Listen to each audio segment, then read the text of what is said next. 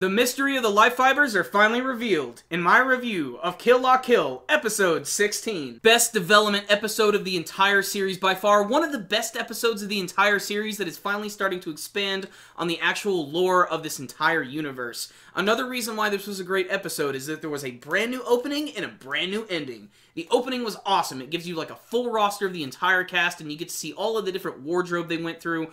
But the best part about the intro is definitely getting to see Satsuki and Ryuko just beat the crap out of each other, and there's a nice thing they do where like the blood is coming off of their bodies and it's hitting these brick walls, which suddenly form the logo of Kill La Kill. That was a really nice touch. And the ending is just really funny and just makes you feel all warm and bubbly inside. It's all dedicated to Mako, and I think that's pretty perfect. I especially like the end part where you actually get to see all the different forms of Mako, see how many different ones you could find. Some of my favorite ones was a zombie Mako and a pirate Mako.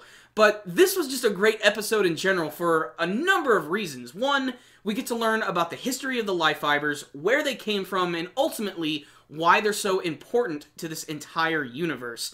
And the way the episode actually opened up was incredibly funny and awesome. It almost seemed like this was going to be something of a normal recap episode, but they actually do a recap that finishes up in about 2 minutes, and they even comment, that's right, there's going to be no recap episodes in this entire series. They're only going to last about as long as the intro. Let's just jump right in. I thought that was really fun and really exciting, and since it was followed by the brand new opening, that just gets you really jacked up and excited for this episode.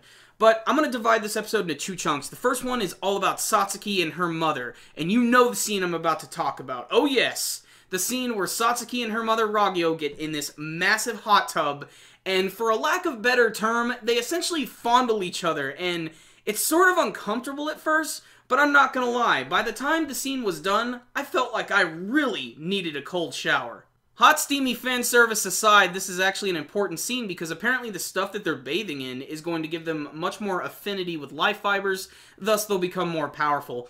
And right after this, we're introduced to this secret room that apparently has this like giant massive ball of yarn in it, and this is the original life fiber, and this is where we start to learn that the life fibers are actually aliens. They're extraterrestrials. They came to Earth, and they're actually responsible for forcing mankind to evolve.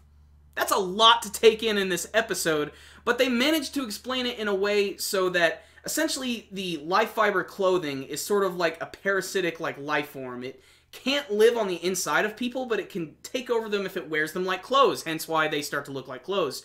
And apparently this is what Ragyo has been trying to do.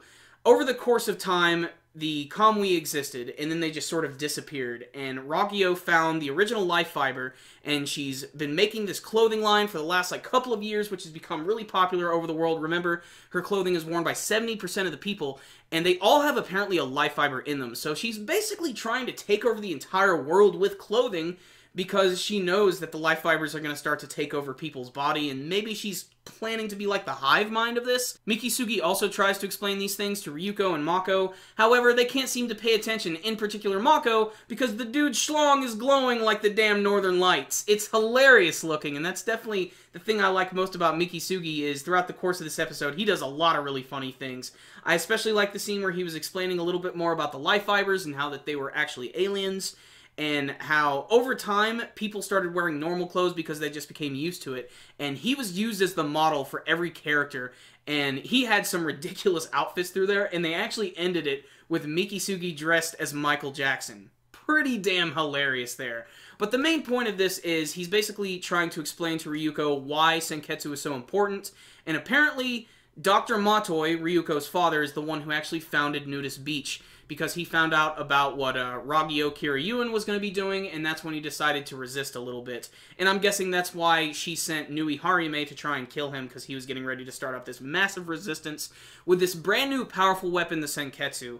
And this is the thing, Ryuko is not just going to bend over and help these guys. There's obviously a lot of tension at the end of the episode. She still sees Senketsu as more than just a weapon and not just a piece of clothing, but I'm sure there's going to be a compromise here later on. You know, Sumagu gets up and he starts pointing his gun right at her, and that's when the episode ends with a little bit of a tense moment. But otherwise, this was an awesome, awesome development episode that had a lot of really great artwork, a ton of little funny moments that are almost hard to miss sometimes. But really, at the end of the day, the bathtub scene. That's my favorite. I just can't deny it. It was great. Ragyo is another character who's also becoming very intriguing, and I'm definitely seeing her as the main villain of the series.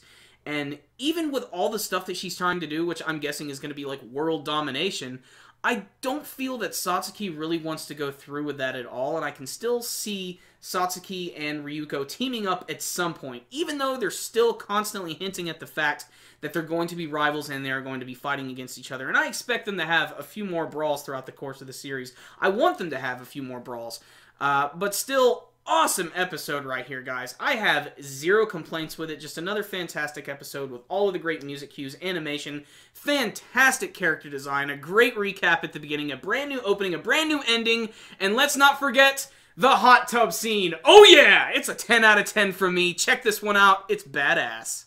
If you guys had a chance to check out this week's episode of Kill La Kill, it's time to let me know what you thought about it with your comments below. You can tell me about your favorite moments, maybe some stuff you didn't care for, and what do you want to see from the future of this series. And remember, guys, before you leave, make sure and give this video a thumbs up. Definitely one of the best ways to support these videos.